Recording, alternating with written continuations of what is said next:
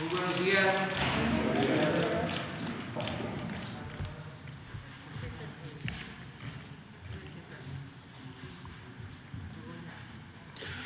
El día de hoy vamos a informar sobre la protección que se le está dando, que se le otorga a los candidatos que lo solicitan para evitar que sean agredidos por la delincuencia de cuello blanco y la delincuencia organizada, que puedan ellos ejercer sus derechos constitucionales con libertad y seguridad. Ya hemos hablado de que anteriormente se estableció como práctica que en algunas regiones dominaban los de las bandas del crimen y ellos incluso decidían quiénes iban a ser los candidatos, quién sí y quién no. Entonces queremos que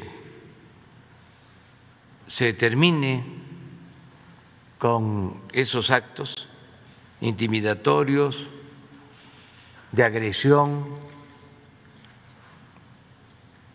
y de intervencionismo en asuntos que no les corresponden a los grupos, a las mafias, y que son asuntos de los ciudadanos, que es parte de la democracia, que el pueblo elija libremente a sus dirigentes y también que los candidatos puedan ejercer sus derechos constitucionales con libertad, con seguridad. Entonces se creó por eso un mecanismo de protección a candidatas y candidatos. Y ayer una compañera, un compañero de ustedes pidió informes sobre esta situación y ahora la secretaria de Gobernación y la secretaria de Seguridad y Protección Ciudadana, la licenciada Olga Sánchez Cordero y Rosa Isela Rodríguez Velázquez, van a informar. Básicamente quien va a hacer la exposición es la licenciada Rosa Isela Rodríguez, que es la que tiene a su cargo esta tarea. Entonces vamos a escuchar a Rosa Isela.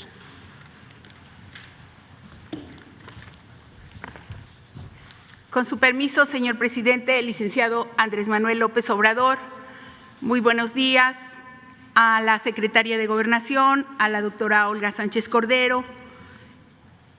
Muy buenos días, compañeras, compañeros,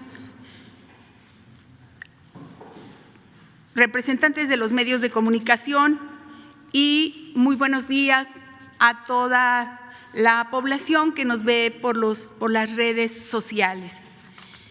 Esta mañana estamos presentando el cuarto reporte del trabajo desarrollado por el Gobierno federal en coordinación con los gobiernos estatales y municipales para proteger a quienes aspiran a un puesto de elección popular.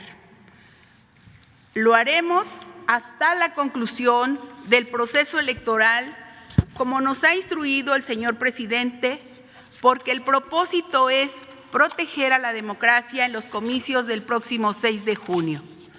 Decirles que continuamos con la operación del Centro de Monitoreo.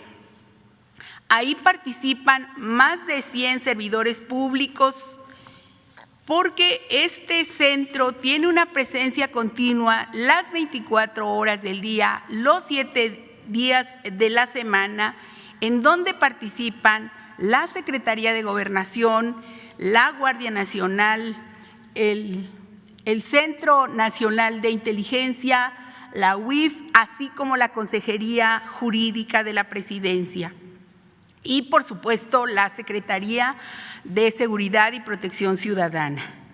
Aquí estamos pendientes de la atención que requieran candidatas y candidatos y en caso de ser sujetos de alguna amenaza o acto de violencia, les recordamos comunicarse al 911 a fin de activar los protocolos necesarios para su protección. El primer paso en este proceso es denunciar, avisar a las autoridades para que se realice una investigación y sea posible coordinar su atención en las mesas de construcción de paz y seguridad y en la Mesa Nacional de la Estrategia de Contexto Electoral.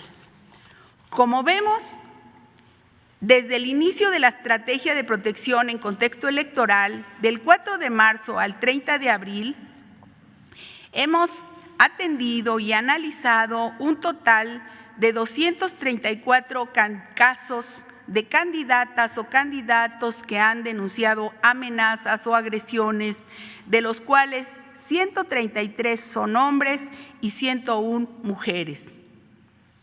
En 92 de estos eventos se han abierto carpetas de investigación. Junto con los gobiernos de los estados, se otorgaron medidas de protección a 65 candidatos, 40 de ellos cuentan con la atención de protección de policías estatales, 17 de la Guardia Nacional y 8 de otras autoridades. De acuerdo a las mesas de construcción de paz y seguridad y a la Mesa Nacional, en las primeras 2 semanas de la implementación arrancamos con un total de 69 solicitudes. En la segunda fase tuvimos 42 y en los periodos siguientes hemos notado el incremento de casos a 57 en una tercera etapa y 66 en las últimas 2 semanas. Sabemos que la violencia y agresión contra aspirantes no es un asunto generalizado en todo el país, sino que se concentra en algunos lugares donde la delincuencia organizada y la delincuencia de cuello blanco buscan influir políticamente. Del total de reportes, 48% se ubican en 6 entidades: San Luis Potosí, Tamaulipas, Veracruz, Jalisco, Guerrero y Oaxaca. El 82% de quienes han solicitado apoyo son candidatos y candidatas a presidentes municipales, diputaciones locales y ayuntamientos, mientras que el 18% restante aspira a una gubernatura o diputación federal. De los 10 casos graves reportados anteriormente, por desgracia, se sumó el lamentable asesinato de Luis Roberto Don Félix, aspirante a regidor independiente por el municipio de Tecate, en cuyo esclarecimiento avanza la Fiscalía del Estado de Baja California y no ha descartado ninguna línea de investigación. También se suscitó el caso del lamentable fallecimiento de Francisco Gerardo Rocha Chávez, quien era candidato a diputado local por el Partido Verde Ecologista en México en el estado de Tamaulipas. La Fiscalía del Estado ha realizado las investigaciones y ya cuenta con órdenes de aprehensión de los presuntos responsables.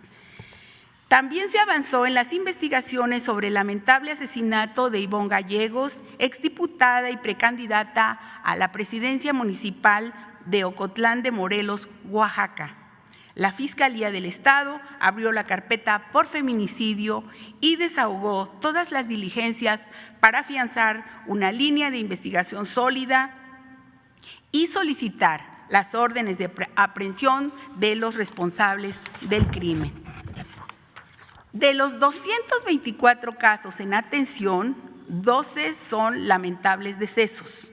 113 se han valorado para posibles medidas de protección y de manera preventiva a 109 se les da seguimiento y atención por la posibilidad de que se presenten acciones de amenazas o violencia. El reto es grande si se considera que en el proceso electoral actual participan más de 150,000 candidatos y candidatas a más de 21,000 cargos de elección popular. A la fecha, en seguimiento a las candidatas y candidatos, en el caso de los candidatos a gobernadores, los reportes de monitoreo y peticiones suman 16, sin embargo, solo 6 de ellos han solicitado protección.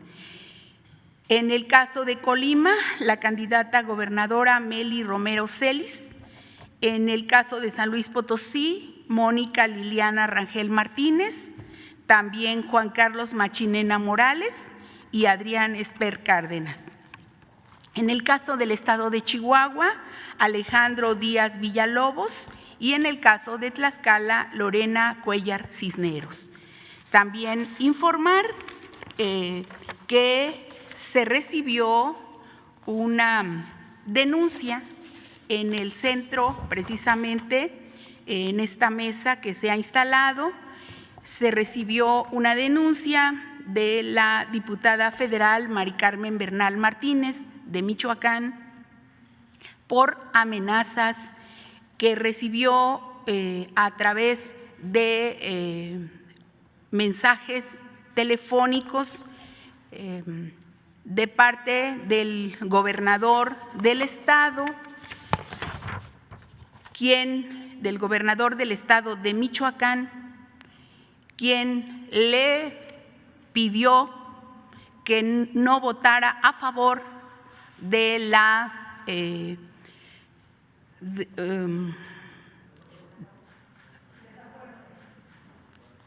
declaración de procedencia del gobernador Cabeza de Vaca, y que si no votaba se atendría a las consecuencias.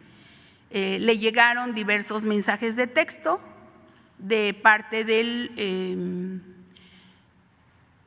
número que pertenece al secretario particular del gobernador, Silvano Aureoles, gobernador de Michoacán. Entonces ya se levantó pues la denuncia correspondiente y está en investigación, y en tanto lo que se está realizando es darle protección por nuestra parte, es darle protección a la candidata que es también candidata en un distrito en Michoacán, por el distrito de Apatzingán. Estoy buscando el dato exactamente. Solamente decirles que tenemos la instrucción del señor presidente de México de proteger a quienes se encuentren amenazados por el crimen organizado o por el crimen de cuello blanco, sean del partido que sea.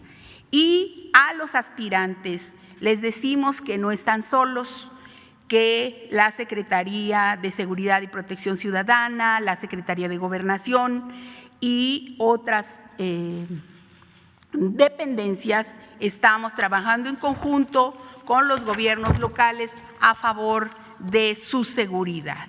Reiterar que para atajar los embates del crimen tienen que ayudarnos poniendo la denuncia correspondiente o hablando al 911, porque el crimen organizado y el crimen de cuello blanco no doblegarán la democracia de ninguna manera.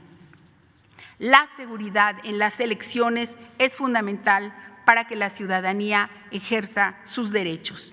Y como ha dicho el señor presidente, la apuesta es a quien decida sea la gente, que quien decida sea el pueblo. Muchas gracias por su atención. Muchas gracias.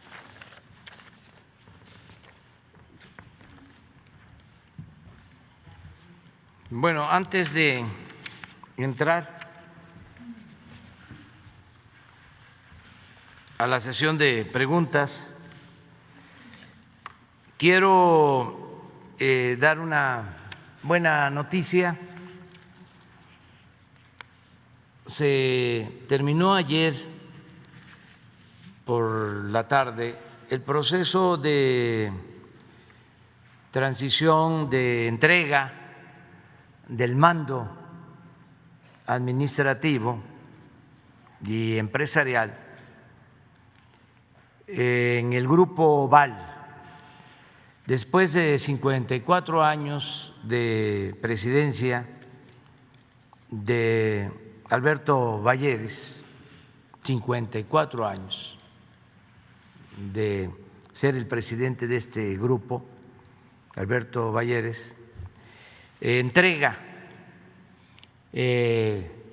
la estafeta a su hijo, Alejandro Balleres, como nuevo presidente del Consejo del Grupo Val.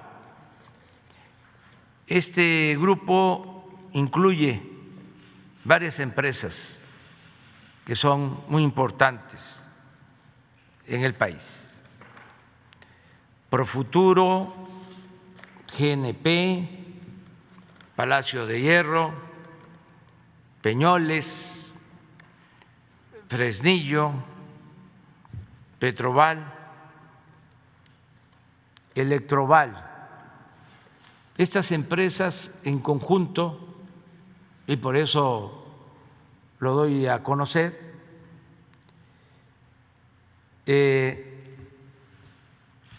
dan empleo, trabajo de manera directa a 75,000 obreros y trabajadores administrativos. Además, tienen el compromiso de seguir invirtiendo en nuestro país para generar más empleos. Don Alberto Balleres queda como consejero honorario del grupo y se hicieron reuniones de los consejos de administración de cada una de las empresas y se aceptó la propuesta de que Alejandro Balleres, su hijo, sea el presidente del Consejo del Grupo Val y de cada una de las empresas que lo integran. Se aprobaron estas propuestas hechas por Alberto Balleres por unanimidad en todos los casos. Esto es muy bueno para el país porque significa estabilidad, significa confianza, significa más inversiones para tener más empleos y seguir creciendo.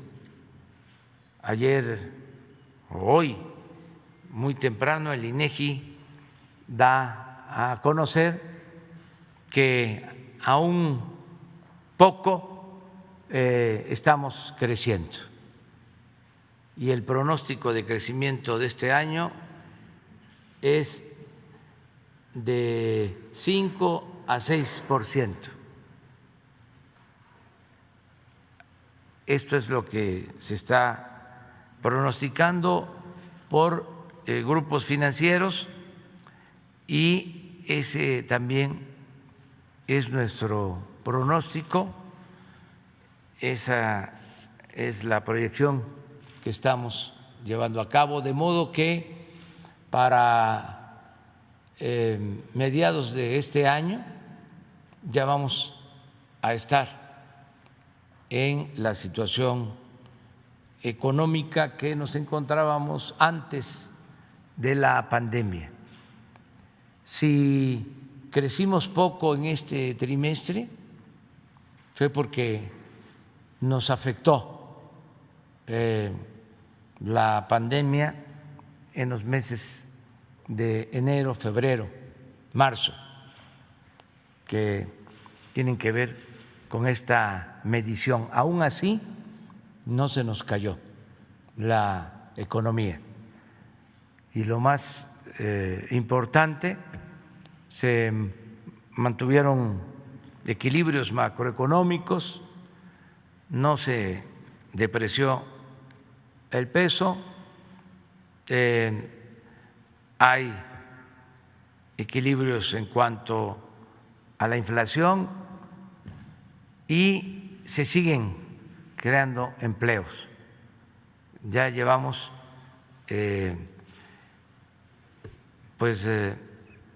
cerca de 4 meses de este año sin perder empleos, ganando empleos. Aún con la pandemia recuperamos empleos en enero, en febrero, en marzo, y en lo que va de abril estamos recuperando empleos. Entonces vamos bien, y quería dar este aviso porque el fundador del Grupo Val, Alberto Valleres, me informó desde el inicio del proceso de transición, de entrega de la estafeta, hace aproximadamente un mes, y ayer me habló para decir que ya habían concluido y que todo había resultado exitoso. Por eso lo estoy informando. En México hay estabilidad, hay confianza, hay condiciones inmejorables para la inversión y para que se sigan creando empleos. Muy bien, vamos sobre el tema de seguridad. De acuerdo. Sí, va.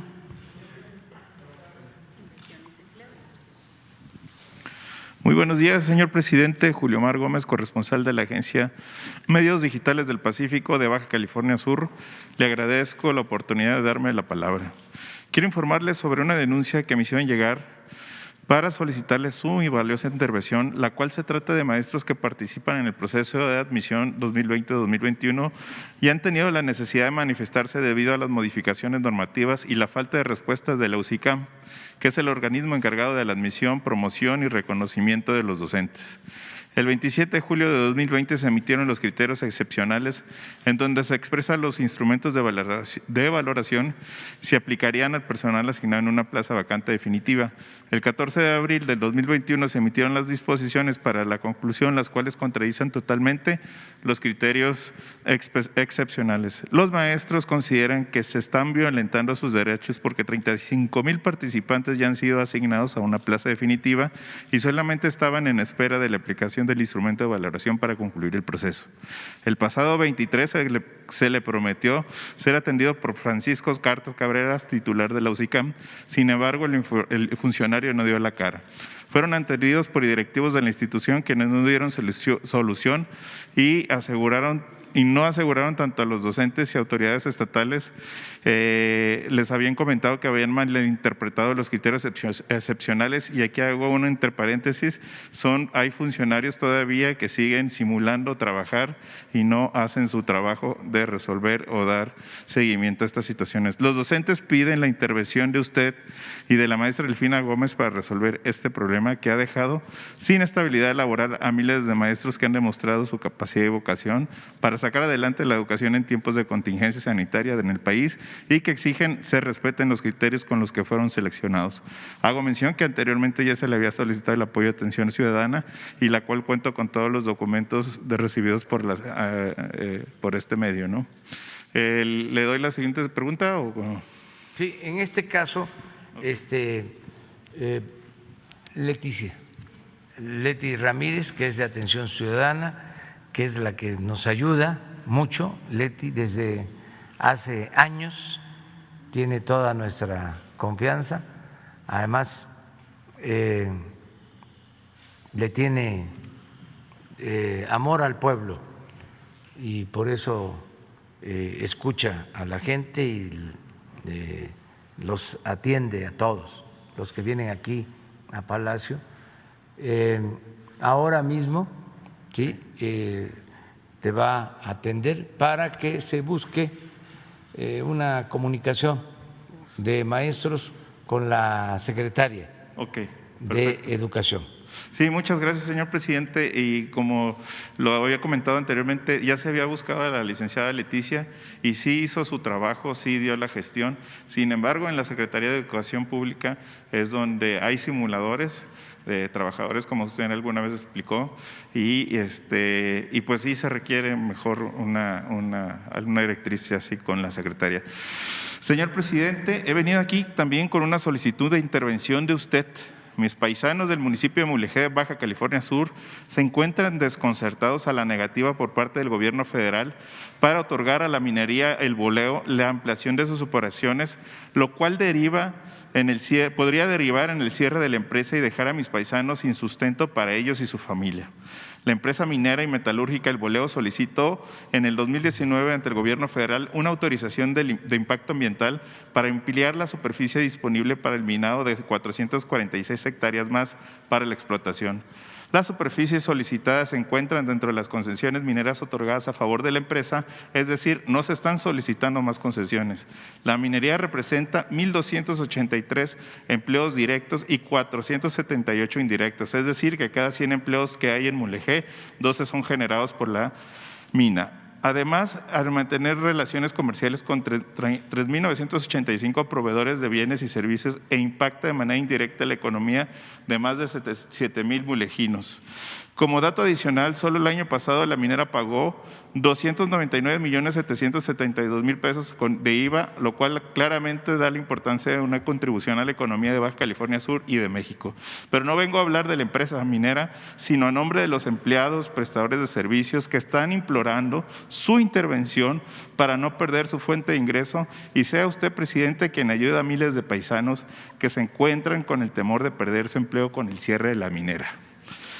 También, señor presidente, empleados de la exportadora de sal en Guerrero Negro solicitan su apoyo tras la incertidumbre que viven 320 trabajadores de confianza tras la ola de despidos injustificados que han habido sin sustento legal en los últimos 2 meses a personal de las líneas de mando y operativo con 20, 25 y hasta 37 años de antigüedad de dicha empresa y quienes han sido desplazados por personal originario del interior de la República sin conocimiento de que la empresa y sin arraigo de la tierra mulejina. La empresa exportadora de sal es lo que dio origen a la fundación de Guerrero Negro y representa el sustento de manera directa e indirecta a las más de 14,000 habitantes de la comunidad. Las familias de Mulegé, a través de un servidor, solicitan directamente su intervención, apoyo y comprensión para que reconsideren esta decisión de otorgar la autorización a la minera El Boleo, pero también piden que cesen las injusticias, los despidos injustificados en la exportadora de sal y piden justicia laboral y mantiene la esperanza en su intersección, señor presidente. Muy bien, pues aprovecho para mandar un mensaje a los trabajadores, a los habitantes de Mulegé y de Baja California Sur sobre 3 casos. 2 los mencionas tú. El primero sobre la mina de producción de sal en Guerrero Negro. Tiene instrucciones la secretaria de Economía de que se fortalezca la empresa. Es una empresa de participación estatal y de inversión privada. Es una inversión de una empresa japonesa que tiene el 49% de las acciones y el Estado mexicano tiene el 51%. No ha sido bien manejada esta empresa, la han saqueado la dejaron con adeudos, con problemas administrativos. En las pasadas administraciones era como una caja chica, ni tan chica, de los tecnócratas corruptos. Entonces, la información es que se va a limpiar de corrupción y se va a garantizar la fuente de trabajo a todos. Es mi compromiso. No se va a despedir a los trabajadores, no se va a vender la empresa, las acciones que son del Estado. Va a seguir teniendo mayoría el Estado mexicano, la nación.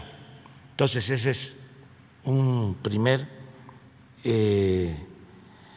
informe a los trabajadores de esta mina que está en Guerrero Negro, en el municipio de Mulegé.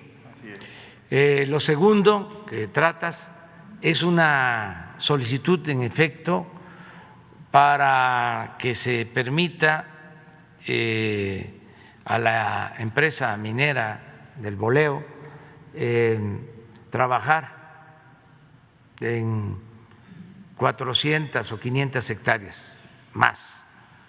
Lo está viendo la secretaria de Medio Ambiente para analizar la conveniencia de entregar el permiso, porque en efecto no estamos entregando concesiones nuevas para la minería por el daño ecológico que ocasionan. Lo que antes no se veía, lo que no denunciaban los ambientalistas, unos auténticos, otros falsos, pseudoambientalistas, sometidos al poder y sobre todo a los grupos de intereses creados. Pues ahora nosotros no hemos entregado una concesión desde que estamos para la explotación minera, porque entre otras cosas entregaron muchísimo, 120 millones de hectáreas del territorio nacional, el 60% del territorio nacional se concesionó para la minería. Algo nunca visto, ni Porfirio Díaz había enajenado tanto suelo patrio como lo hicieron los gobernantes de Salinas hasta el presidente Peña. Solo en la presidencia de Felipe Calderón entregó 21 millones de hectáreas, nada más para tener una idea. El general Cárdenas le entregó a los campesinos en su sexenio 18 millones de hectáreas y Calderón entregó a las empresas mineras 21 millones de hectáreas, con la diferencia de que los 18 millones de hectáreas que entregó el general en beneficio de 1 millón de familias campesinas, y acá pues fue para beneficio de un pequeño grupo que ni siquiera utilizó las concesiones para invertir y crear empleos, sino para especular en el mercado financiero internacional. Bueno, le estoy pidiendo a la secretaria de Medio Ambiente que vaya para allá, va a estar en Mulegé y se va a resolver, escuchando a los trabajadores, escuchando también a los ambientalistas y escuchando a los dueños de la empresa, escuchando a todos. Entonces va a ir a más tardar en una semana la secretaria ya sea a Santa Rosalía, que es el centro minero principal, o a Mulegé, al pueblo que es la capital o la cabecera municipal, para que lleven a cabo una reunión con todos, se haga una consulta y que sea el pueblo con los que estén a favor, los que estén en contra, que deliberen y se llegue a un acuerdo, si te parece. No, pues muy bien, señor presidente. A nombre de los molejinos le agradezco su intervención. Muy importante lo que acaba de decir, de la manera como lo está manejando, y también sobre todo que ya no se den más concesiones. Eso es muy importantísimo. Presidente, por último… Nada más me falta una. ¿Cuál? Que no trataste. Se adquirieron en el sexenio pasado las plantas de fertilizantes. Ah, sí. Y en esas plantas o en esa compra se incluyó una reserva de roca fosfórica. Así es. Que está en La Paz, en Baja California Sur. También laboran muchos trabajadores. Quiero informarles a todos los que trabajan en esta empresa que ya tomamos la decisión de fortalecerla. No se va a vender, entre otras cosas, porque si se pusiera en venta, además de que nosotros no vamos a vender bienes de la nación, pero si quisiéramos vender lo que compraron, nos pagarían o nos darían el 10% de lo que se pagó. O sea, no se haría ningún negocio. Entonces, vamos a recuperar todas las plantas. Se va a crear una empresa para la producción de fertilizante integrada, porque hay esta reserva de roca fosfórica, hay plantas en Lázaro Cárdenas, Michoacán, hay plantas en Coatzacoalcos, Veracruz, y entonces vamos a integrar todas las plantas. Bueno, hay una planta en Camargo, Chihuahua, que no opera desde hace 20 años y que ahí están los trabajadores y no se les ha despedido y no es culpa de ellos, pero son costos que se van acumulando. Y en general hay una deuda de Pemex heredada por todas estas plantas que se compraron en el gobierno anterior del orden de $1,000 millones. Entonces, hicimos todo un análisis para ver qué convenía más, si las vendíamos a quienes producen fertilizante, porque la mayor parte de los fertilizantes que se utilizan en México se importan gracias al neoliberalismo, de tener los fertilizantes, de producir los fertilizantes en México. Empezó el desmantelamiento con Salinas, a vender lo que era Fertimex, se desmanteló y ahora compramos prácticamente todo el fertilizante que se requiere, se trae del extranjero.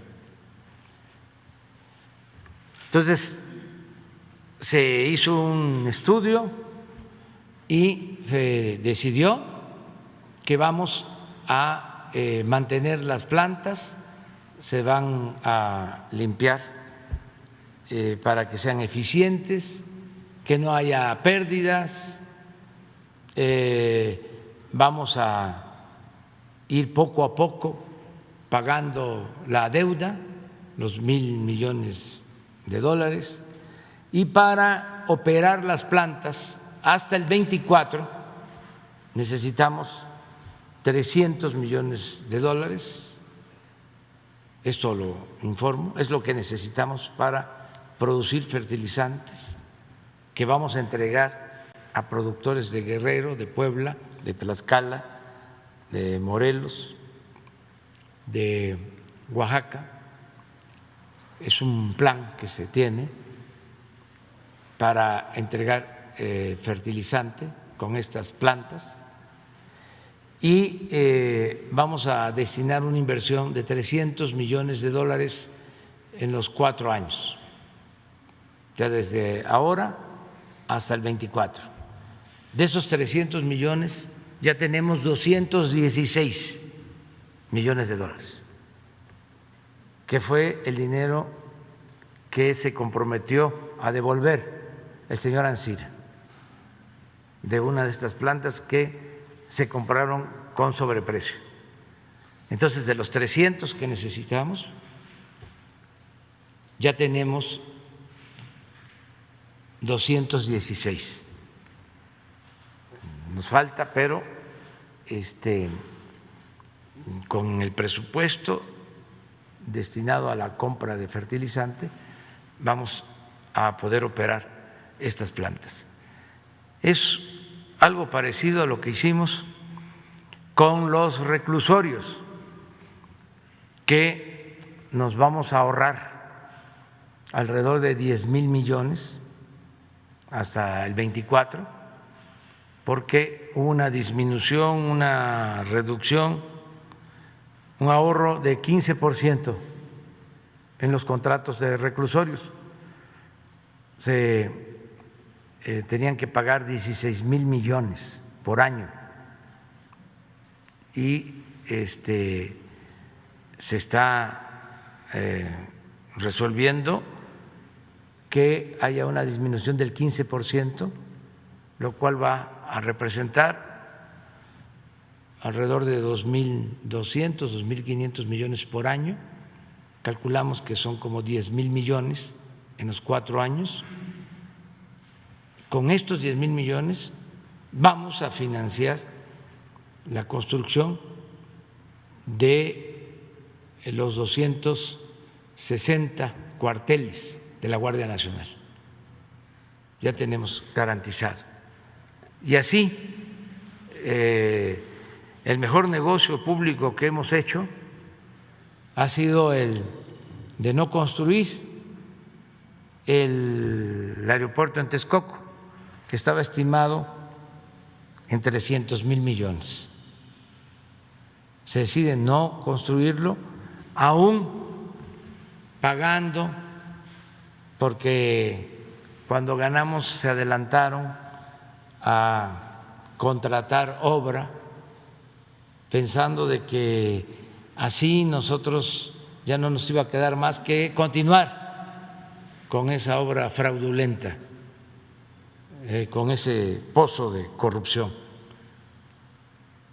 Bueno, pues se cancela, tenemos que destinar 100,000 millones a la cancelación de la obra, pero el nuevo aeropuerto Felipe Ángeles nos va a significar 75,000 millones, aún pagando, y que nos queda todo el terreno, el predio, para un parque ecológico.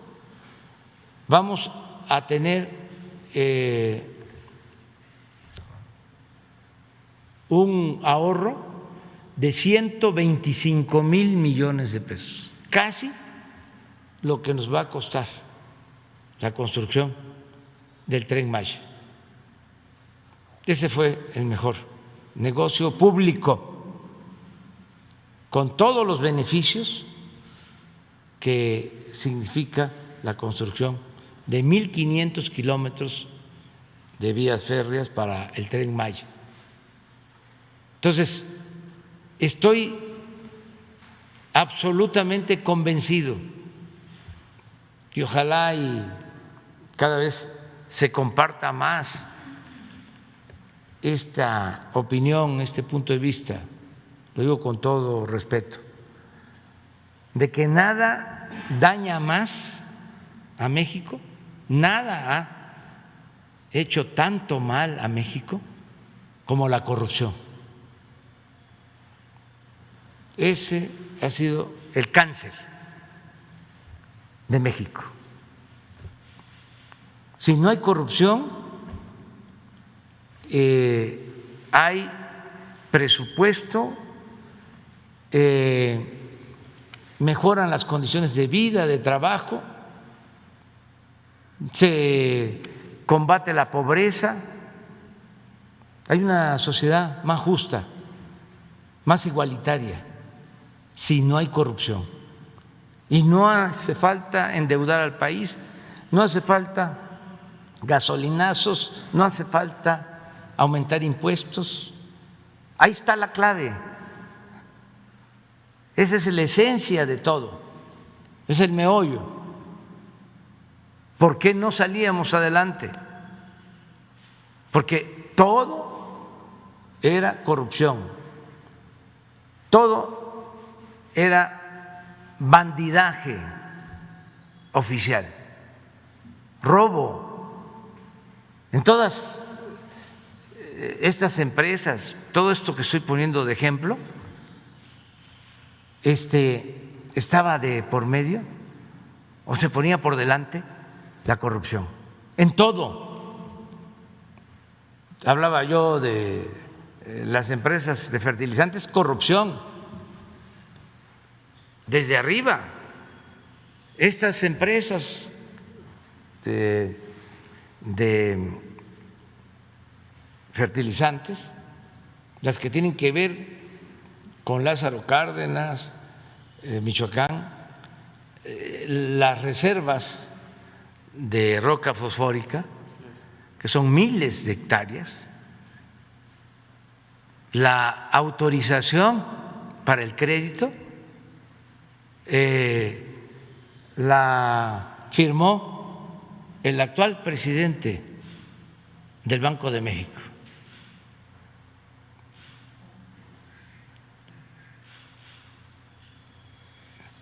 El gobernador del Banco de México, porque fue antes de estar ahí en el Banco de México, fue de Nacional Financiera. Lo de los reclusorios, Calderón y García Luna. Lo del aeropuerto, lo mismo. Puras empresas vinculadas al régimen. Entonces, por eso estoy muy optimista, tengo mucha confianza en que se va a lograr el renacimiento de México. Ya se está viendo. Lo único es que se enojan un poco, pero es recomendarles que lo tomen con calma, ¿sí? Que no hagan tanto coraje. Y a veces los jefes, los que se benefician más con la corrupción, no se enojan tanto como sus voceros. Uy, eso se ponen furiosos. Es como si se les estuviese afectando más a ellos. Claro que se les afecta a ellos también porque baja el moche, les toca menos, pero no podemos vivir en un país donde impere, reine la corrupción. No podemos seguir con esa rémora que nos impide que México sea lo que merece, una gran nación, una gran potencia. Ahora han ido cambiando las cosas, ya hay un reconocimiento en el mundo de que México está cambiando. Los inversionistas que vienen del extranjero ya aceptan de que son nuevas reglas.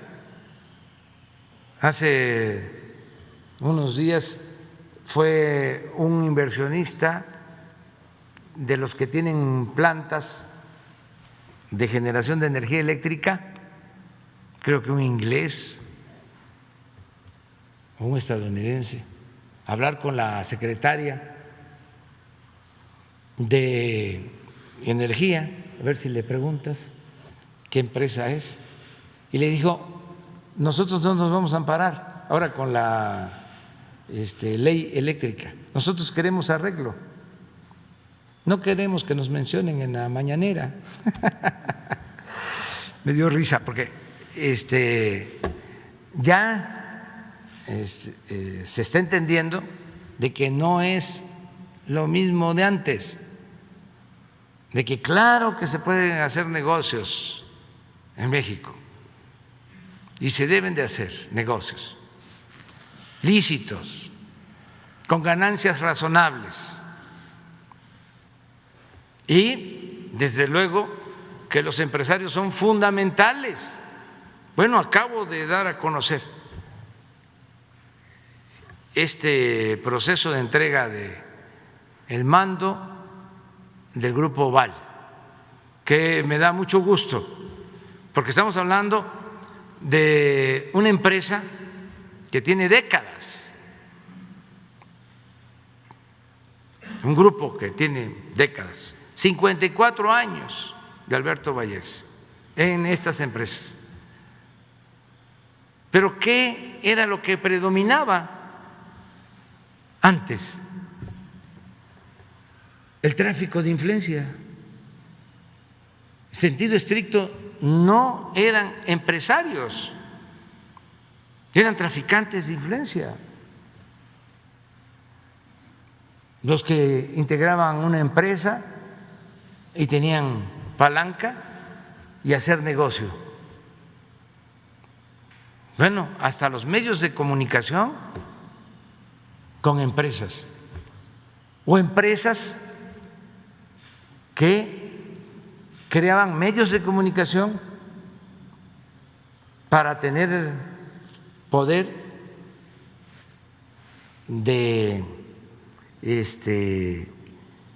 extorsión y seguir recibiendo contratos. ¿Qué tienen que ver los dueños de medios de comunicación con empresas? Pues todos, o al revés, empresarios con medios de comunicación. ¿Cuántos medios de comunicación están en manos de periodistas? Muy pocos, casi no hay. Bueno, en las redes sociales, que hay millones de ciudadanos que tienen libertad. Gracias, presidente. Por último, nada más quisiera comentarle sobre una denuncia ciudadana de los vecinos de la colonia Villas del Sol en el municipio Solidaridad, en Quintana Roo, quienes se percataron de un tráiler que descargaba despensas en una casa habitación. Los mismos vecinos hicieron un llamado a la policía, quienes al llegar ya no se encontraba la unidad y dejaron las despensas en la banqueta. Al lugar llegó una mujer que se identificó como Juana Verónica del Carmen con los elementos de seguridad quien tenían ya coordenadas el área. La mujer dijo ser la delegada del Partido del Trabajo y le reclamó a los oficiales que esto le afectaría a Laura. refiriéndose presuntamente a Laura Beristain, alcaldesa con licencia y quien busca la reelección al mismo cargo público por la coalición con Morena. Vemos que no importa el color de los partidos, si los candidatos siguen siendo las mismas viejas mañas neoliberales, aprovechándose de la necesidad de las personas. Aún no les ha llegado la ideología de la Cuarta Transformación. Sé muy bien, presidente, que está la Fiscalía Especializada, pero también mi responsabilidad como interlocutor es de atender las denuncias de la sociedad y hacer denuncia pública ante usted. Si me lo permite, señor, la última vez que hice la denuncia pública de un acto de corrupción, le dio indicaciones al vocero para que me diera información sobre la FEPADE y el vocero de la Fiscalía. Espero siguiendo el mensaje y los datos. Sí, muchas gracias, presidente. Y aprovecho para comentarles, ayer se habló de que eran muy pocos los servidores públicos de la Fiscalía para atender las denuncias por compra de voto y entrega de despensas y por fraudes electorales. Hoy me enviaron un reporte de la Fiscalía General de que es un despliegue amplio de agentes del Ministerio Público. A ver si en mis papeles de hoy en la mañana es un informe que me entregó Julio Scherer de parte del fiscal para que se dé respuesta de que sí están atendiendo este asunto. O sea, ya te tengo la información también de lo que me preguntaste de Cajeme. Buenos días, presidente. Shaila Rosagel, corresponsal de Grupo Gil y El Imparcial de Sonora, La Crónica de Mexicali, frontera de Tijuana. Precisamente le iba a preguntar sobre lo de Cajeme, aprovechando que está aquí la secretaria Rosa Isela. No sé si quiera iniciar con eso. Sí, pedimos informe y seguro que se tiene. Es lo de Cajeme. Yo te dije ese día que apreciaba que estaba bajando en los últimos tiempos, ¿sí? Y sí, se demuestra, aun cuando venía subiendo mucho, ha venido subiendo mucho, sobre todo los homicidios en Cajeme, pero enero, febrero, marzo y lo que va de abril hay una disminución. Todavía, desde luego, no estamos conformes y vamos a seguir atendiendo, pero te vamos a mostrar, porque a ver, Rosa, por favor. Sí, solamente decir que en diciembre del 2020 efectivamente fueron 45 homicidios en Cajeme. Para enero subieron a 54, para febrero 42 y en marzo 37. Estos, digamos, ya quedaron en las cifras del secretariado.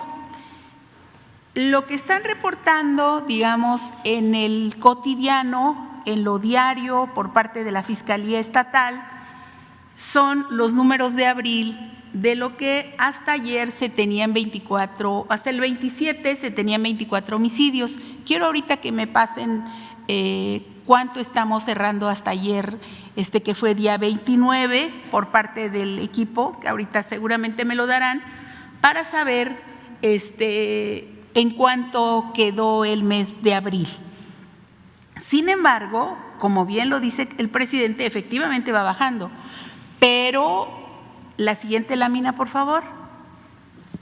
Lo que usted dice también es cierto, de que se tiene un incremento en ese municipio, que es de los 5 municipios de los 15 municipios prioritarios en los que aún hay incremento en el índice de homicidios, efectivamente, como lo expusimos la vez anterior. Digamos, vamos bien en el año, pero esperamos que esta última línea siga de manera descendiente, que siga en decremento. ¿A qué se debe este pequeño decremento que se está viendo? Bueno, hay algunas acciones que se están haciendo por parte de la Federación, pero también hay que reconocer ahí el trabajo tanto de las autoridades estatales como municipales. Hay una serie de acciones que se hacen como las visitas de supervisión a los giros negros, también a los lugares en donde hay narcomenudeo, a las colonias, a la focalización de las colonias en donde se están dando estos homicidios.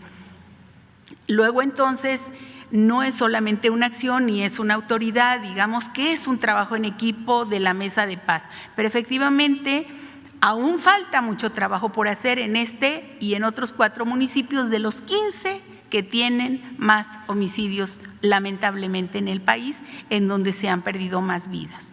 Entonces, vamos a seguir trabajando. El presidente ha sido muy enfático y muy exigente en que no podemos quedarnos solamente con las cifras, porque son vidas, porque tienen que ver con muchas familias que quedan precisamente lastimadas y con dolor debido a todo este grupos de delincuentes que asesinan, porque lo que queremos es que haya la pacificación del Estado, pero fundamentalmente de ese municipio. Estamos, en fin, en diálogo siempre con el gobierno estatal y con el gobierno municipal, y vamos a ser más enfáticos en esto hasta que se baje definitivamente este delito en ese municipio. Gracias. Yo te agrego 2 cosas que son, una, que la mayor parte de estos homicidios tienen que ver con enfrentamientos porque es presencia del crimen organizado. Entonces es enfrentamiento entre bandas, la mayor parte de los homicidios, o un porcentaje considerable. Y lo otro que agrego es que vamos a poder garantizar la paz porque estamos actuando en Cajeme, en el municipio, que la cabecera municipal es Ciudad Obregón, no había Guardia Nacional y ya se tiene un cuartel de la Guardia Nacional en Cajeme, en Ciudad Obregón. Entonces, ya hay elementos que están permanentemente garantizando la tranquilidad. Si vemos datos de Sonora, vamos a ver el número de elementos que tenemos desplegados de la Guardia Nacional. Como nunca hay intervención del gobierno federal. A ver si podemos tener la información de Sonora. Hemos inaugurado varios cuarteles. A mí me ha tocado inaugurar 3 que recuerdo. Uno en Bavispe, uno en Moctezuma, uno en Hermosillo.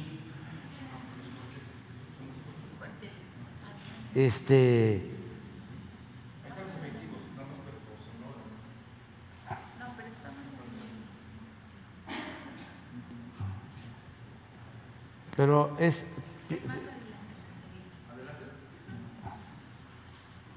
2.689 efectivos tenemos en Sonora de la Guardia Nacional y van a ir aumentando, pero no tenemos los cuarteles, sí. Y hay en el informe que nos presentan un comparativo. Adelante. Este es el general. Llevamos 164 en todo el país. Pero en Sonora ya hemos terminado como 6 o 7 cuarteles. Presidente, también un tema que está agraviando mucho ahorita la sociedad sonorense es la desaparición de mujeres jóvenes, presidente, precisamente ahí en esa región, Cajeme, en Guaymas, en Empalme. Es un fenómeno que, de acuerdo con lo que he platicado también con la encargada de la Comisión Nacional de Búsqueda, es más o menos nuevo. En Sonora no se daba ese tipo de desapariciones, ¿no? Y hay un patrón de mujeres que están desapareciendo, o sea, se parecen, tienen las edades, son mujeres jóvenes, con cierto tipo de piel, de cabello, físicamente, ¿no?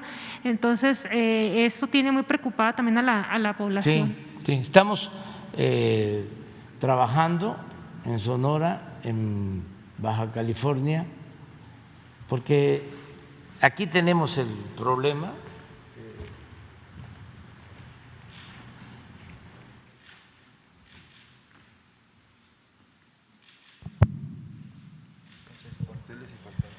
sí, 6 cuarteles en Sonora y faltan 2 que están en proceso. Ese es el informe. Pero de aquí, del sur de Sonora, por aquí está Cajeme, para arriba, Baja California. Aquí tenemos mayor incremento en homicidios y en otros delitos. Aquí que es Sinaloa y Durango y sur, hemos logrado bajar el número de homicidios y de delitos. Pero estos dos, incluyo Chihuahua también, estos. Estamos trabajando en eso. ¿Sí? Muchas gracias. Solamente para responderle que el 28 y el 29 en Cajeme no se reportaron homicidios. Entonces, veremos el día de hoy para concluir, digamos, el mes de abril, pero por lo pronto seguimos atrás, 24 homicidios en este mes, que pues necesitamos de todas maneras seguir trabajando para abatir estos números. También aclara de que son cifras preliminares. Sí, estas cifras son, como bien dice el presidente, preliminares, porque muchas veces están contabilizadas, sobre todo las de abajo. Las de arriba sí son las cifras ya que están, digamos, en conjunto, conciliadas con el gobierno del Estado, con la Fiscalía Estatal. Los de abajo todavía nos falta conciliar, quizá, a veces son hacia la baja porque pueden tener una contabilización doble en alguna excepción o pueden ser 1 o 2 que falten, pero en general ya va quedando, digamos, en estas cifras preliminares 24, 25, 26, pero vamos a la baja.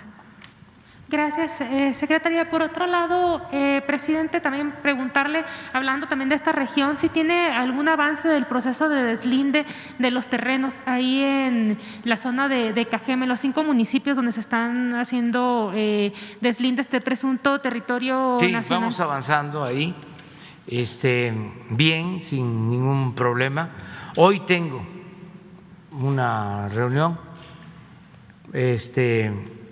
para este propósito con todo el equipo, no sé si hoy o mañana. No, tiene que ser, no, y tampoco hoy, No, tiene que ser martes, miércoles, porque no vamos a estar. Salgo de gira,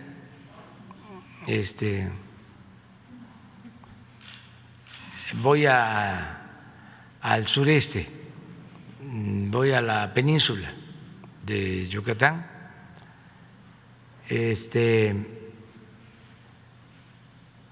y vamos a estar el lunes en la conmemoración, más que nada recordando a quienes fueron víctimas de la represión durante la guerra de castas. Vamos a ofrecer perdón a los mayas en lo que era Chan Santa Cruz, el sitio sagrado de la cruz parlante, la cruz que enviaba avisos, mensajes a través de escuchas, advirtiendo sobre el peligro y protegiendo a los mayas que se resistían al exterminio, a la dominación. Entonces ahora se llama ahí Felipe Carrillo Puerto, lo que era Chan Santa Cruz. Entonces el lunes 3 de mayo vamos a llevar a cabo la ceremonia de perdón. Nos va a acompañar el presidente de la República hermana, vecina de Guatemala. De modo que yo voy a regresar hasta el lunes por la noche. La conferencia, la reunión de seguridad y la conferencia del lunes la vamos a dar desde Chetumal, que es la capital de Quintana Roo. Ahí vamos a estar, ahí vamos a informarle al pueblo de México y más tarde va a ser la ceremonia. De modo que creo que martes o miércoles tengo ya la cita con el equipo que está haciendo el trabajo de deslinde de todas las tierras de los pueblos yaquis, que también es parte de lo mismo, de lo que vamos a hacer ahora en la península, en Quintana Roo. Lo vamos a hacer en su momento, en septiembre, en los pueblos yaquis. Vamos también a ofrecer perdón a los yaquis por la represión, el exterminio. Asesinaron durante el Porfiriato, de acuerdo a una declaración que hizo en una entrevista a una revista estadounidense, un gobernador de Sonora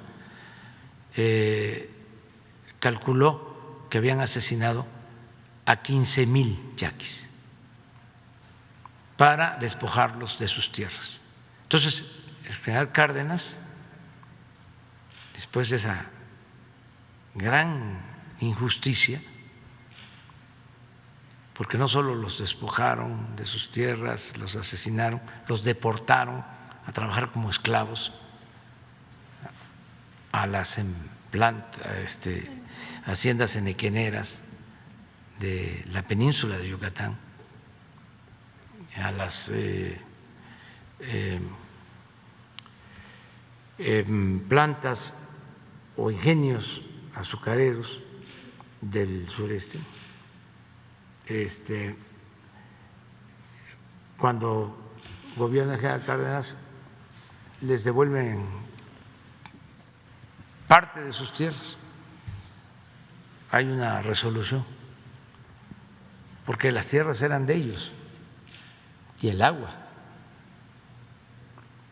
Entonces, en el Porfiriato se llevó a cabo un gran despojo de tierras de las comunidades originarias, pero los más maltratados fueron los mayas, los mayos y los yaquis. A todas las etnias las despojaron, incluso sin respetar los títulos que tenían de tiempo atrás, que les habían entregado autoridades coloniales. Entonces fue como una segunda conquista, igual de brutal.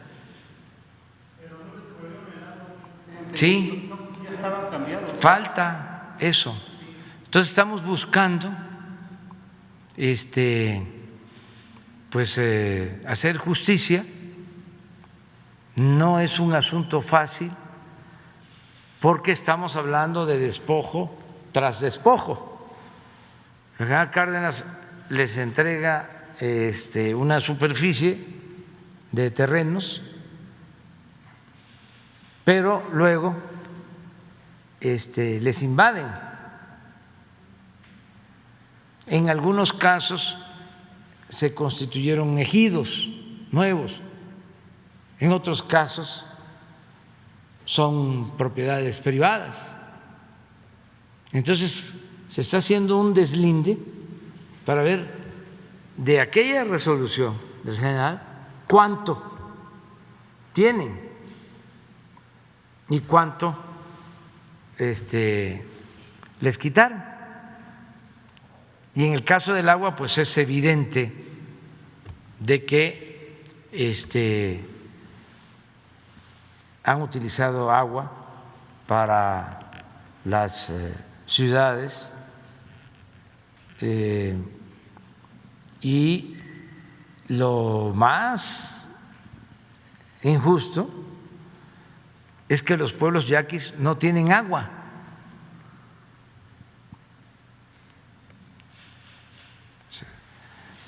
Agua para uso doméstico, no tienen. Ya olvídense del agua para riego, agua para sus necesidades. Entonces se creó una comisión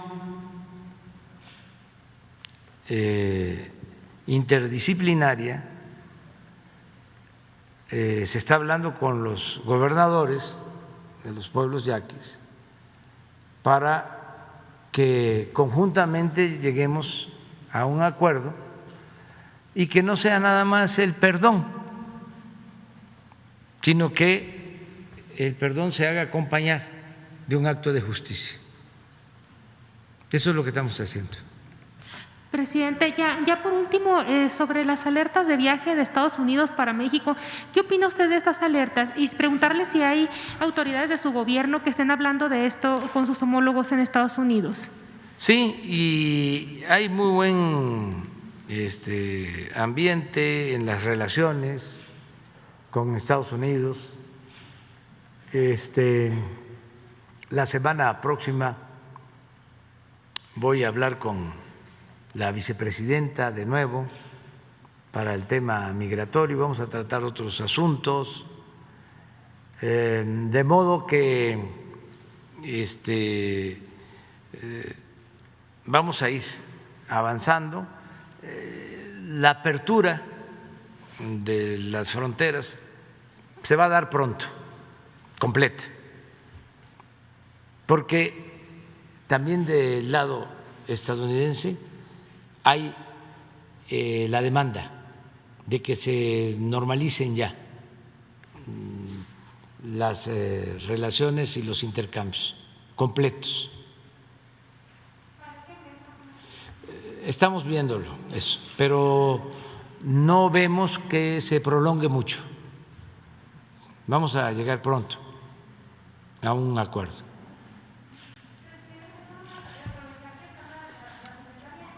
¿Nos puede comentar algo de la desaparición de mujeres? Si hay algún avance en las investigaciones ahí en Sonora, en Cajeme personas. Ya nos comentaban que hay un tema de trata, ahí nos comentaba la Comisión Nacional de Búsqueda, si tiene identificado hacia dónde van las mujeres de Sonora, o sea, pues quién se las está llevando y para dónde. Sí, si te parece, preparamos un informe. ¿Mande?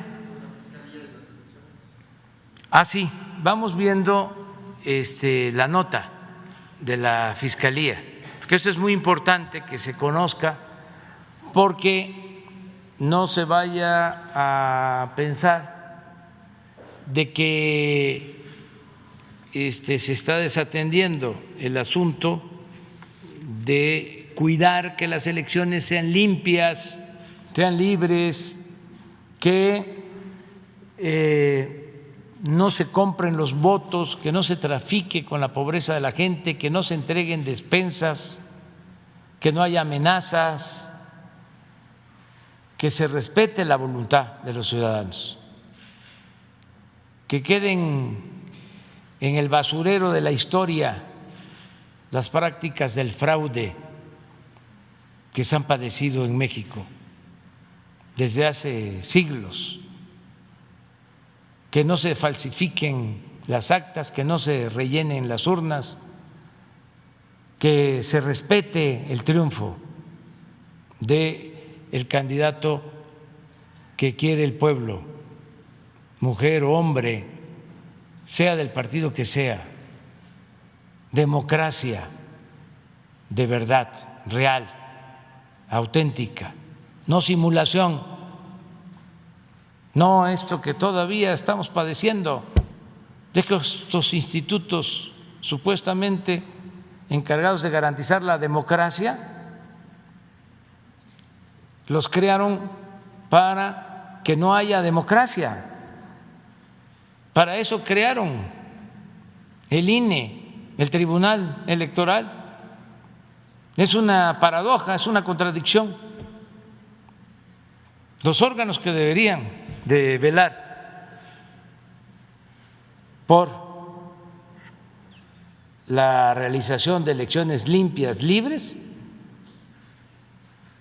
son los que más obstruyen, los que más obstaculizan el que el pueblo pueda elegir libremente a sus autoridades. Entonces, sí nos importa mucho y hay una reforma constitucional que se aprobó durante nuestro gobierno para que sea delito grave. Es delito grave el fraude electoral.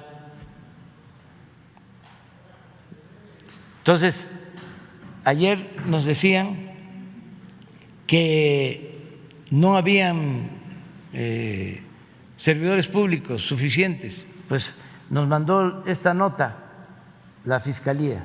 Dice, para garantizar la legalidad de la jornada electoral federal, la Fiscalía General de la República ha desplegado en toda la República a 62 agentes del Ministerio Público y a 60 auxiliares de la función ministerial de la Fiscalía de Delitos Electorales. Asimismo, ha puesto a disposición de esta tarea a 189 delegaciones, subdelegaciones y unidades administrativas en 32 entidades del país, a 4.293 policías federales ministeriales y a 1.689 personas periciales. De igual manera, se ha ratificado públicamente el convenio de colaboración suscrito con todas las fiscalías y procuradurías de la República con quienes se trabaja en forma coordinada. Igualmente, a través de la FED se han realizado 4 etapas de capacitación sobre delitos electorales Sí, esa es la sigla de la Fiscalía de Delitos Electorales, FEDE. Durante los meses de enero, febrero y marzo se llevó a cabo esa capacitación a todo el personal que ya está participando en estas tareas. No se ha requerido, porque se hablaba de que no tenían presupuesto, se dijo ayer, y esta es la respuesta de la Fiscalía, no se ha requerido alguna adición presupuestal y se ha podido cubrir todos los gastos necesarios, y así se seguirá hasta culminar este proceso. Es una respuesta de la Fiscalía. ¿Terminaste ya? Ahora vas. Gracias, presidente. Judith Sánchez Reyes, de Imagen del Golfo de Veracruz. Ayer el diputado morenista Porfirio Muñoz Ledo anunció la construcción de un frente amplio en defensa de la Constitución, por supuesto bajo el argumento de que defenderá la Suprema Corte de Justicia de la Nación y de los organismos autónomos. ¿Qué opinión le merece? Pues que está en todo su derecho, es libre.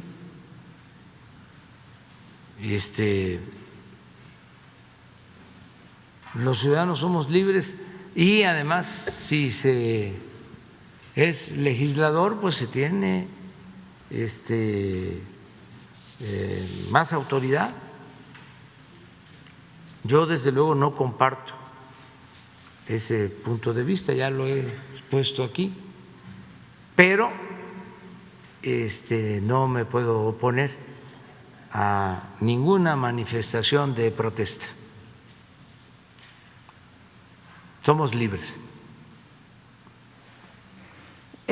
Por otra parte, presidente, en Veracruz médicos siguen demandando la vacuna para poder trabajar sin ningún riesgo. De hecho, hace unos días el propio gobernador Cuitláhuac García comentaba que iba a hacerle llegar a la Federación justamente esta denuncia, que la califica como legítima, válida, puesto que la Federación es la que se encarga de hacer la distribución de las dosis. En ese sentido, ¿qué información tiene? ¿Qué mensaje se le podría dar a los médicos, puesto que ellos están en la posición de que incluso ya se tiene pensado regresar para mayo a clases?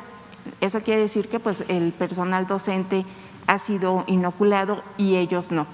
¿Qué piensa pues sobre esto? Pues que vamos avanzando y que pronto vamos a vacunar a todos. Se está avanzando porque se tienen vacunas suficientes y ya empezamos el censo para vacunar de 50 a 59 y pronto vamos a iniciar la vacunación de 40 a 49. Yo estoy seguro de que pues a mediados de año, a finales de junio, principios de julio, vamos a tener ya vacunados a 50 millones de mexicanos. Ese es un dato. Sí, como dije, de que íbamos a terminar en este mes de abril de vacunar aún con una dosis a todos los adultos mayores, si lo cumplimos, así estoy haciendo mis proyecciones hacia adelante. Ahora que platiqué con la presidenta del Consejo del Banco Santander, Ana Botín, me comentó de que incluso lo declaró, de que la vacunación para adultos mayores en México era de primera en relación al resto del mundo. Y a mí me llena de orgullo porque se está cumpliendo este compromiso y lo más importante de todo, dijimos que si vacunábamos a los adultos mayores de 60 años, bajábamos la mortalidad por COVID en un 80%. Entonces tenemos que proteger a los más vulnerables y eso todos debemos de aceptarlo y ser solidarios. Es para mí un orgullo el que no hubo influyentismo en la aplicación de las vacunas. Imaginen lo que hubiese pasado si hubiese continuado el régimen de corrupción.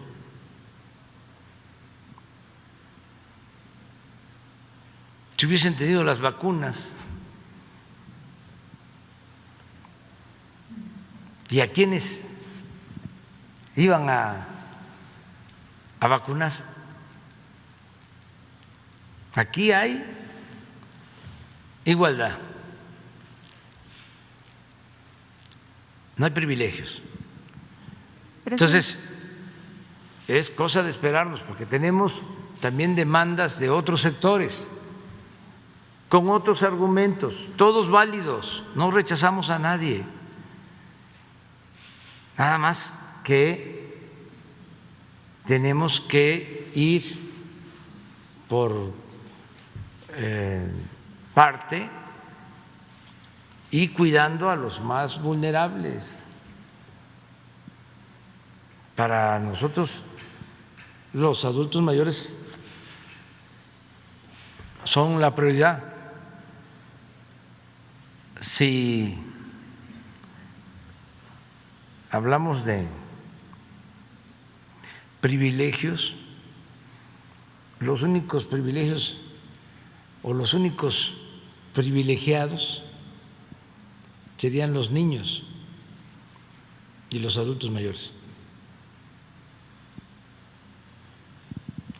Presidente, ¿se podría en un momento dado volver a hacer un censo del personal de salud para ver quiénes ya recibieron constantemente la vacuna? Se está haciendo, y donde se ve de que son médicos, enfermeras que están expuestos, que pueden ser afectados, infectados, se les vacuna.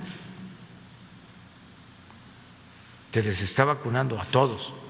Y también, porque esto lo agarraron de bandera los del Partido Conservador, esto de los médicos. Hay una parte que es una demanda legítima y hay otra parte que es politiquería, porque estamos en temporada de elecciones. Entonces, se ha dicho de que solo se vacuna a enfermeras y médicos del sector público. No es cierto eso. Se está vacunando tanto a médicos, enfermeras del sector público y del sector privado. También el caso de los maestros, maestros de escuelas públicas y de escuelas privadas, porque el programa de vacunación es universal. ¿Qué significa esto? Que es para todos, es un derecho. La salud no es un privilegio, es un derecho, como la educación. De hecho, estas protestas que se han llevado a cabo en el Estado han sido del sector público, presidente, no del privado. Sí, pero a todos los que trabajan en el sector público, en hospitales, COVID, se les ha vacunado. O a casi todos, para no ser tan tajante. Bien. Pero si faltan algunos, se están vacunando. Si ustedes observan el número de vacunados, sería muy bueno esto, ¿no? ¿Por qué no ponen el número de vacunados? No, de hace, bueno, el de ayer. Este dato, regresar, de 986,000, que es personal de salud, 655, ¿sí? Se va modificando, o sea, no se ha quedado estático. O sea, a ver, pongan a anteriores.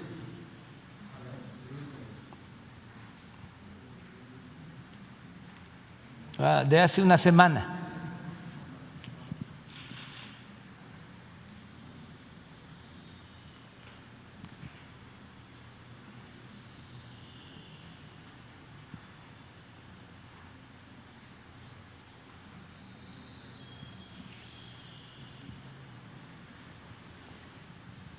No.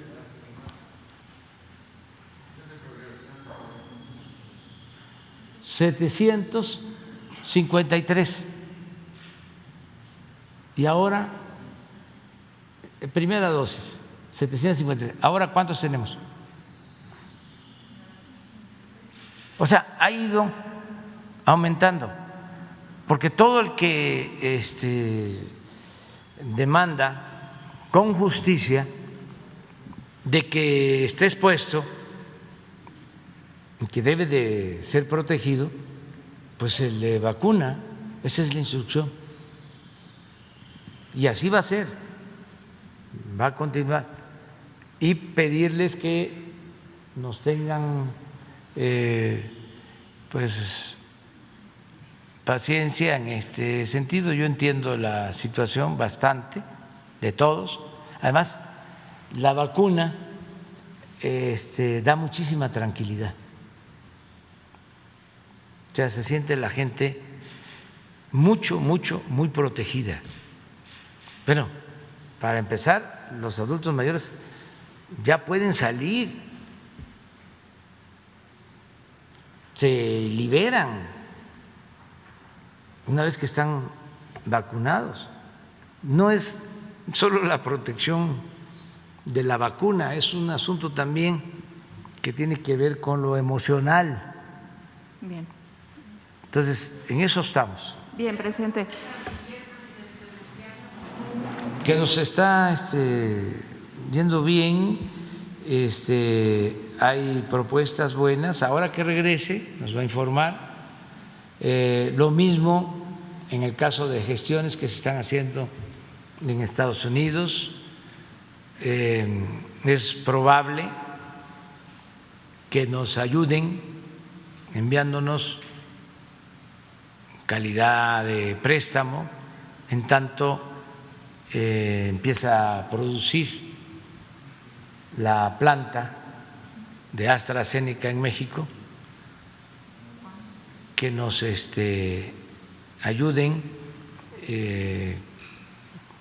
con cerca de 5 millones de dosis de AstraZeneca, porque ya se está produciendo en la planta de AstraZeneca de México, pero se están llevando a cabo todas las pruebas para estar totalmente seguros sobre la eficacia de la vacuna. Van bien todas las pruebas. Entonces, en tanto terminamos de producir, porque una vez que empiece esta planta a producir, ya no va a parar, ya vamos a tener vacunas suficientes como no ha parado la de CanSino. Hoy, por ejemplo, sale de CanSino, ya de la planta de México,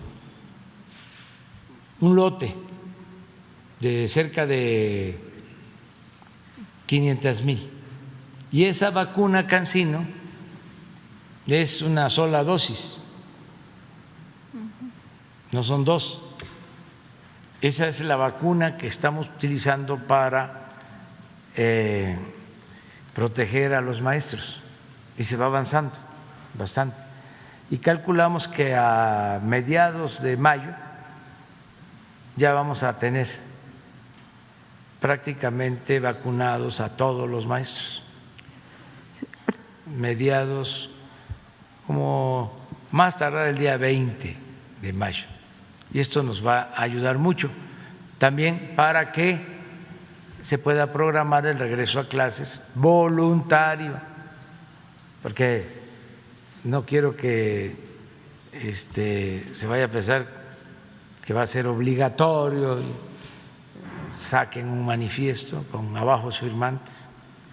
Presidente, en este contexto electoral se han ventilado pues que personajes con la intención de lograr una candidatura han usado sus posiciones. Por ejemplo, en Veracruz… ¿Cómo no te escucho? En el contexto electoral sí, se han ventilado algunos casos de personas que buscando una candidatura han usado la posición que tenían actualmente.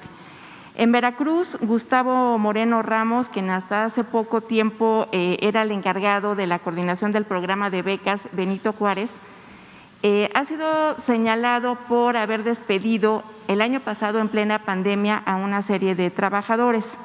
Hoy es el candidato de Morena a la Diputación en cabecera de Misantla.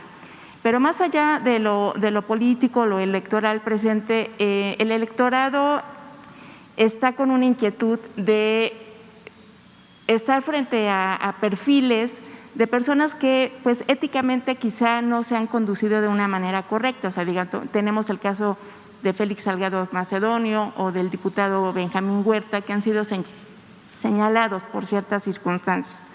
De hecho, esto se lo pregunto porque eso está causando inquietud allá con sus paisanos, justamente por este tipo de candidatos, y sobre todo porque Moreno Ramos votó en 2005, por ejemplo, en contra de su desafuero, y ahora bajo las siglas de Morena, pues también hizo una serie de situaciones que no consideran pertinente. ¿Usted qué piensa al respecto? ¿Piensa que los partidos han hecho, en este caso Morena, una buena selección de candidatos? Lo que creo en este caso es, nosotros no podemos hablar de que el electorado piensa de una manera o de otra, porque no somos nadie para imaginar lo que están pensando, o si un candidato es bueno o es malo. Eso es una decisión de los ciudadanos, del pueblo.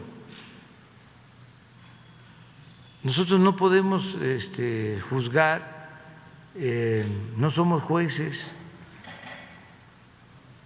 Sí tenemos el derecho, pues, de manifestarnos, pero no decir, el pueblo demanda o quiere o no quiere. No, para eso son las elecciones. Si hay un candidato mal portado, pues el ciudadano va a decidir. Es lo de Guerrero que lo mencionas. Yo creo que fue un asunto injusto el que le quitaran la candidatura a Félix Salgado Macedonio. Más diría antidemocrático y anticonstitucional, y además tramposo. Ayer salió un manifiesto de gobernadores afines a el partido que postuló a Félix Salgado Macedonio, que me gustó mucho. porque demuestra, yo lo expliqué aquí ayer, pero va a quedar para la historia, de cómo el tribunal dice una cosa y luego se contradice. ¿Quién sabe qué les hizo cambiar de parecer? ¿No tienen el manifiesto? Porque lo explican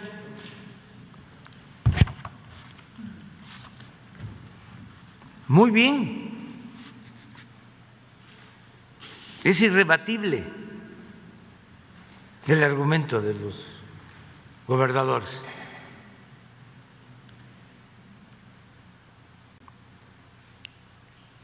Van a ver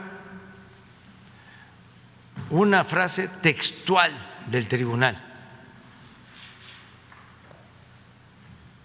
cuando le dice al INE que era un exceso el quitarles la candidatura.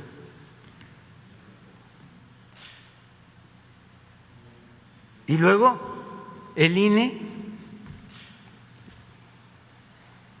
no solo no toma en cuenta la resolución del tribunal, sino le agrega de que no solo no habían supuestamente comprobado gastos, sino que lo habían hecho con dolo. Miren esto.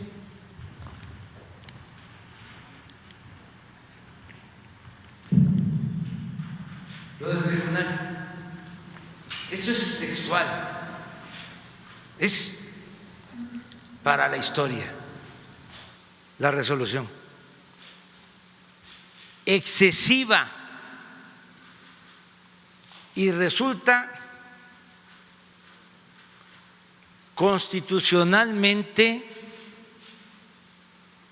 desproporcionada o desproporcionado, pues su aplicación automática restringe el derecho a ser votado. Y sin embargo, hasta con más agravantes puestos por el INE, los mismos magistrados del tribunal cancelan las candidaturas.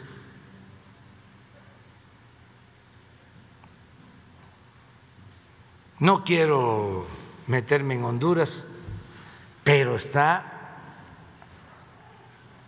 lo que le sigue de raro.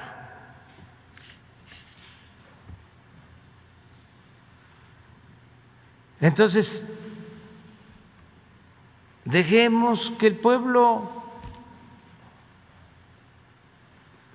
sea el que elija. ¿Ustedes creen que estos consejeros, lo vuelvo a repetir, estos magistrados defienden la democracia? No, aunque parezca increíble, son enemigos de la democracia. No quieren la democracia. Esos organismos los crearon para eso, para que no haya democracia. Estarían también en la obligación Sí, de buscar todos, el mejor perfil. Todos, pero en un país democrático el soberano es el pueblo, no son los medios de información, no son los gobernantes, no son los grupos de intereses creados, no es el poder económico, no es el poder político, son los ciudadanos. ¿Por qué tienen que ser las cúpulas y no el pueblo? Estás hablando del caso, por ejemplo, de Veracruz. El pueblo de Veracruz, mis paisanos, es de los pueblos más conscientes. Es un pueblo avispado, no se deja chorear.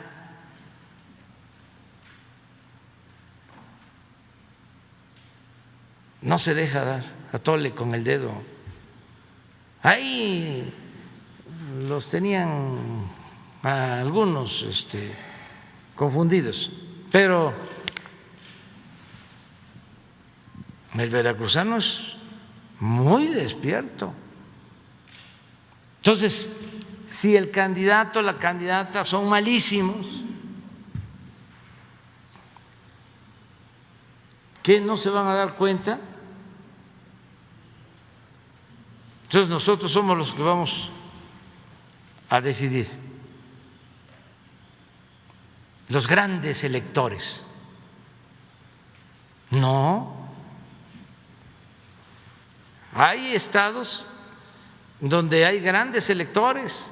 El otro día hablaba yo de Nuevo León, como el Partido del Norte,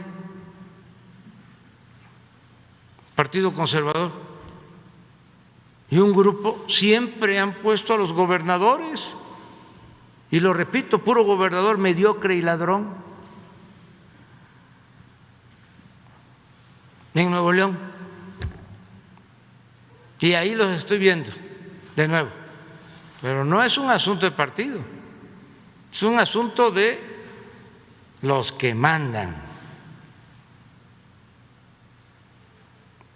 con el Partido del Norte, que tiene su candidato. Ellos pusieron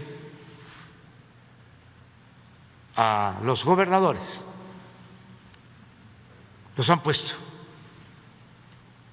¿Cómo? Entre otras cosas, con campañas mediáticas.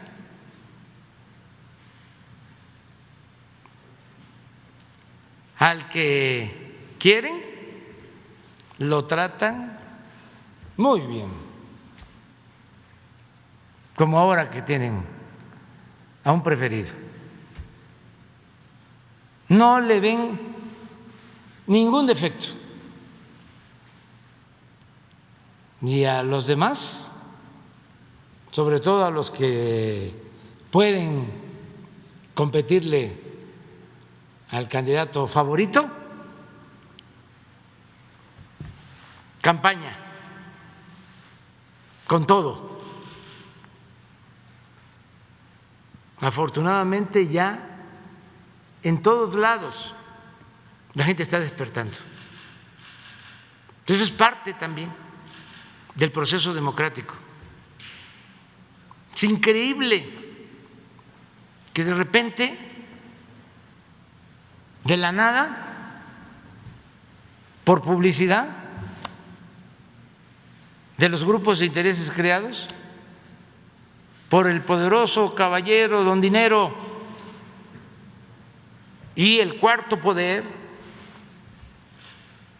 se impone a gobernantes, se les introduce al mercado como si fuese un producto chatarra, se les hace publicidad. Es como cuando se quiere vender detergente, se les vuelve famosos. Hemos llegado a casos extremos.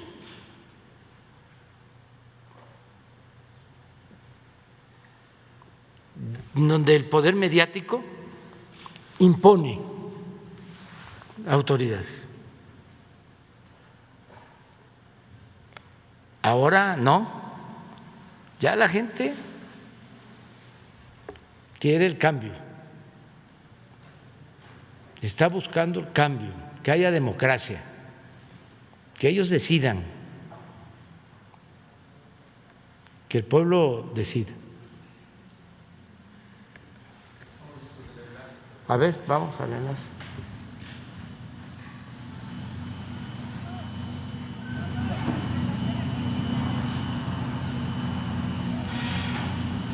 Luis Ramírez es director del ISSSTE y él nos va a informar porque están llegando vacunas. ¿Nos escuchas? Así es, señor presidente. Muy buenos días a Rosa Isela, nuestra secretaria de Seguridad Pública. Muy buenos días al auditorio que nos ve y nos escucha.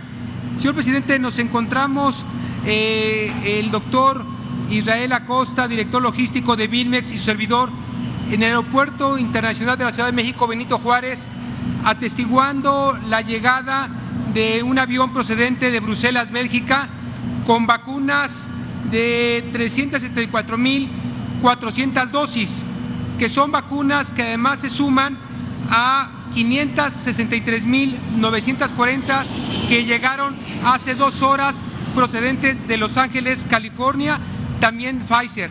Nos estamos muy satisfechos con Pfizer porque está cumpliendo con lo estipulado, y al mismo tiempo también, señor presidente, quiero informarle que hoy por la tarde se liberan de Cancino, en Querétaro, 705.790 vacunas, lo que nos va a permitir darle continuidad al proceso de vacunación que traemos con adultos mayores, con maestros, y por supuesto que ya el anuncio que se ha dado para vacunar a la generación de 50 a 59 años de edad. Por lo que al día de hoy, de acuerdo al informe que Vilmex nos da de vacunas que se recibirán con la tarde, son 25.627.515 vacunas. Esa es la información que tenemos al día de hoy, señor presidente. Muchas gracias, Luis, y yo coincido de que la farmacéutica Pfizer ha cumplido en todas sus entregas. En estos últimos 3 días nos han enviado alrededor de 2 millones de dosis. Antier, ayer y hoy. 2 millones. 2.010.840 vacunas esta semana por parte de Pfizer. Sí, y les agradecemos mucho, y un saludo a todos los trabajadores del aeropuerto de la Ciudad de México, y también a los Muchas gracias, señor presidente. pilotos y a todos los que trabajan en la aviación, y a los que se encargan de la distribución. No voy a mencionar la empresa porque ahí está atrás ya Así es. el emblema, el logotipo. Así es. Muchas gracias, Luis, muchas gracias. Al contrario, señor presidente, muy buen día. Bueno, me tengo que ir precisamente al aeropuerto. Hoy es el Día del Niño, es de la niña y del niño, y felicidades a todas las niñas, a todos los niños. Les mandamos un saludo muy cariñoso a las niñas, a todos los niños de México, nuestro abrazo fraterno, y nos vemos el martes, hoy en la tarde, si te parece. Muchas gracias.